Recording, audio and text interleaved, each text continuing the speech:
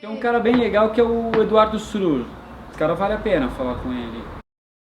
Eduardo S-R-U-R. Meu nome é Eduardo Surur. Eduardo S-R-U-R. Meu nome é Eduardo Surur. Ele é o cara que faz as maiores intervenções na cidade, assim, usando o espaço. Meu nome é Eduardo Surur. Eu moro e trabalho em São Paulo. Eu sou artista plástico. Eu comecei com a linguagem de pintura ainda na faculdade, mas eu sou um cara muito inquieto e logo me interessei em fazer experimentações com outras linguagens, como a fotografia, o vídeo, a performance, a instalação, a escultura. Todas essas linguagens convencionais, elas entraram num liquidificador e saíram todas juntas na forma de intervenção urbana. Hoje eu uso a cidade como uma plataforma de trabalho, porque eu identifiquei na cidade uma tela em branco onde eu tenho muito mais liberdade, muito mais manifestação, como um artista, como um cidadão que pode movimentar o pensamento das pessoas e da sociedade.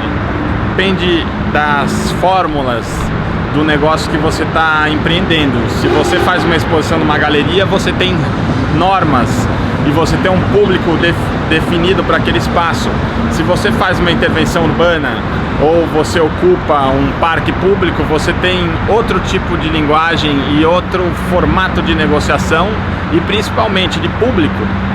A intervenção urbana, ela é muito interessante porque ela atinge diferentes públicos, milhares de pessoas durante uma manifestação. Você acaba trazendo respostas muitas vezes surpreendentes, porque os públicos são diferentes, as pessoas são diferentes. Normalmente minhas exposições, elas sempre buscam o erro da cidade, os erros, os vácuos. O artista, ele tem que provocar o olhar e a cidade de São Paulo é uma cidade cheia de erros. Não tem planejamento urbanístico, você tem trânsito, você tem poluição, você tem os rios poluídos. Olha esse espaço que a gente está conversando. É uma insanidade, mas isso é matéria-prima para um artista antenado que tem como intervenção urbana a base do trabalho. Tem uma obra que foi emblemática, que se chamava Sobrevivência, em 2008, que ocupou os principais monumentos públicos de São Paulo, com coletes salva-vidas gigantes. Eu fiz um mapeamento desse patrimônio histórico, tive um diálogo com o Departamento de Patrimônio Histórico da Prefeitura, falei com os herdeiros.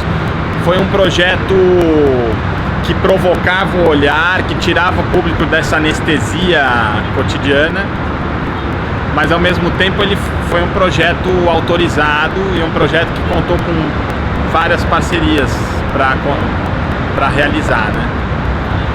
E a ideia dessa intervenção era justamente você provocar o olhar das pessoas, porque nós somos muito anestesiados. O público, ele fica andando ali naquela rotina, a gente se desloca pela cidade e às vezes nem percebe. E o patrimônio histórico é um exemplo disso. Ele está distribuído em pontos aqui de São Paulo, mas ele passa desapercebido. Então o colete vinha fazer um resgate dessa memória, um resgate dessa história, porque uma cidade sem história é uma cidade com amnésia. A prefeitura tem dificuldade de manter esse patrimônio e a sensação que eu tive durante a experimentação, a construção dessa obra, é que tirando o Museu do Ipiranga, que é um espaço que se defende, os outros monumentos, eles foram engolidos pela cidade. Borba Gato, você imagina, lembra do Borba Gato, que é esse ícone. Tem uma frase que pode ser interessante para a nossa conversa, de que o paulistano, ele é carente por símbolos que identifiquem a cidade dele.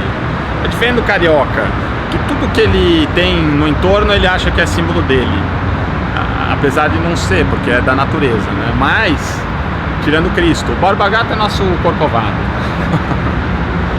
Mas o paulistano é muito carente, basta você ver a ponte estaiada. Vocês viram os jornais no dia 25 de janeiro? Todas as empresas gastando dinheiro e utilizando a ponte estaiada como cartão postal da cidade. Isso é um puto equívoco. A ponte estaiada é um anti-cartão postal. Ela foi instalada do lado do Rio Pinheiros, que é um dos rios mais poluídos do mundo, um esgoto a céu aberto. E aí utilizam a ponte estaiada como cartão postal de São Paulo. Eu não consigo entender esses pontos de contato. Aliás, existe uma resposta. Nós somos carentes por símbolos que nos representem como cidade urbanística, porque a gente tem muitos erros. E é aí que o artista entra.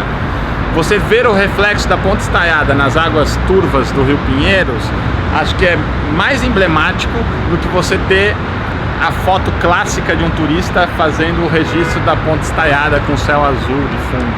Por exemplo, agora a Praça Roosevelt. Era um espaço que eu não tinha tanto conhecimento da potência da Praça Roosevelt. E com a realização do Combato Cinza, eu comecei a identificar na Praça Roosevelt coisas fantásticas. O público ele vai para a praça, a gente tem carência também desses lugares. Então quando o poder público entrega um espaço desses, a gente se apropria. À noite aquilo é incrível, a energia, a vitalidade das pessoas. O trabalho normalmente ele atinge o já frequentador dos espaços, né? A Praça Roosevelt já tem seus milhares de frequentadores, mas eles são pegos de surpresa porque uma praça totalmente de concreto e acinzentada recebe em menos de uma semana 90 pinturas pintadas no chão e nas paredes, feitas por 15 artistas da cena street art de São Paulo. E o resultado ficou muito bonito, muito impactante. Eu tentei negociar a prorrogação com a prefeitura e não consegui. Prefeitura, vocês precisavam dar mais suporte, mais apoio para essas iniciativas, porque isso é uma puta iniciativa. Você tem uma Praça Cinza, convida 15 artistas para fazerem uma exposição, a exposição fica linda, todo mundo elogia e vocês mandam tirar dentro do prazo proposto. Falta um pouco de flexibilidade, né? De compreensão.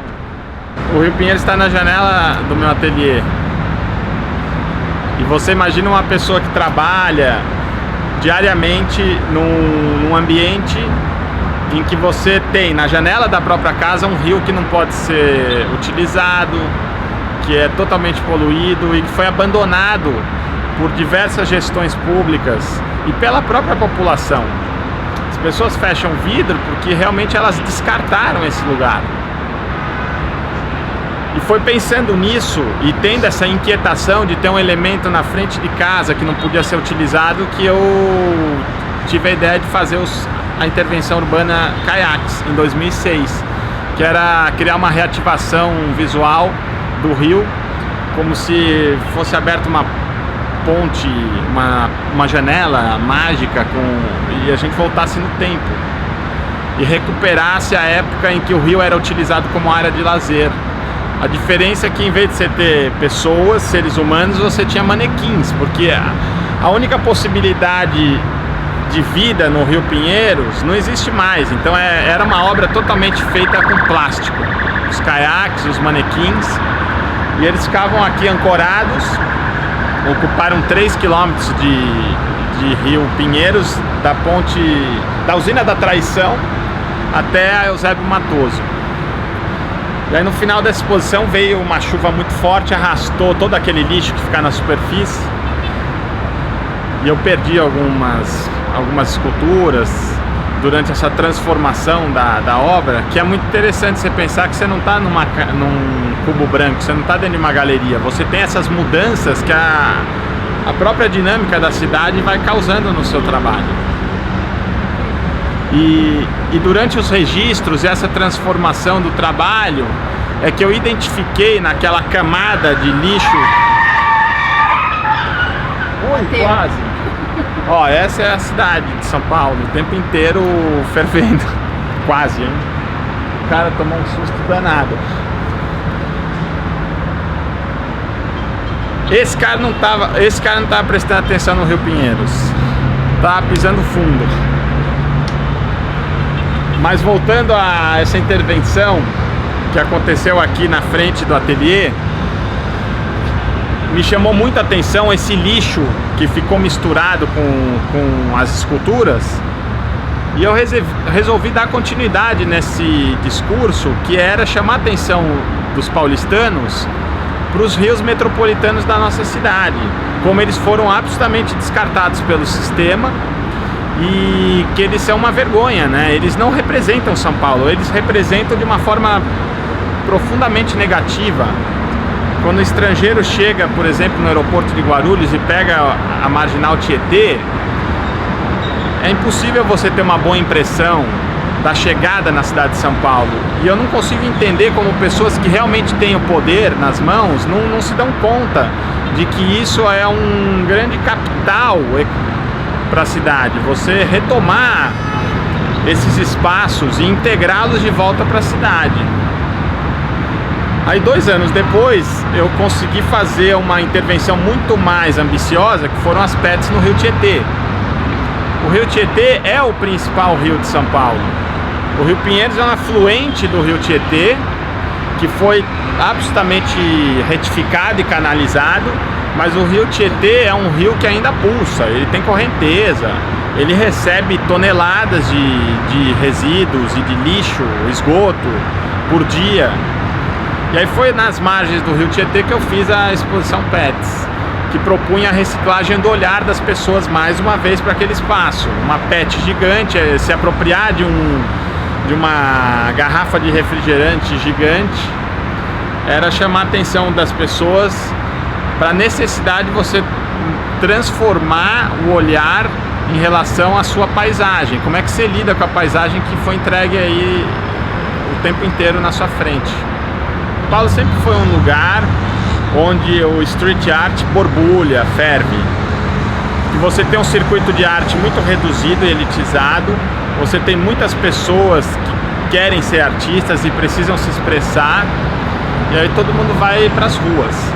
São Paulo é uma cidade que tem uma efervescência de produção artística nas ruas impressionante, sempre foi assim. E o poder público sempre está correndo atrás de formas de controlar ou lidar com isso. A última gestão, por exemplo, adotou a política da cidade cinza. Pintou um painel dos Gêmeos, pinta paredes onde tem bons trabalhos. Eles não têm a consciência de que a cidade ela é uma plataforma de trabalho para milhares de artistas que não tem galeria ou que não estão dentro de um circuito institucional. E a realização dessa exposição na Praça Roosevelt simboliza muito isso, né? De você se apropriar de um espaço que é público de uma forma pensada. Acho que tem uma grande diferença entre você ser um pichador ou fazer um vandalismo, você deteriorar já o pouco patrimônio que a gente tem na cidade. É diferente.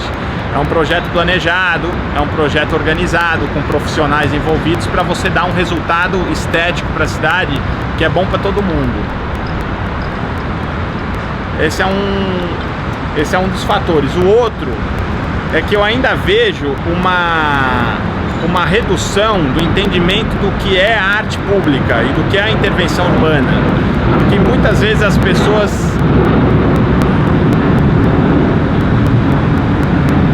você tem um entendimento do grafite como a única linguagem que pode estar no espaço público.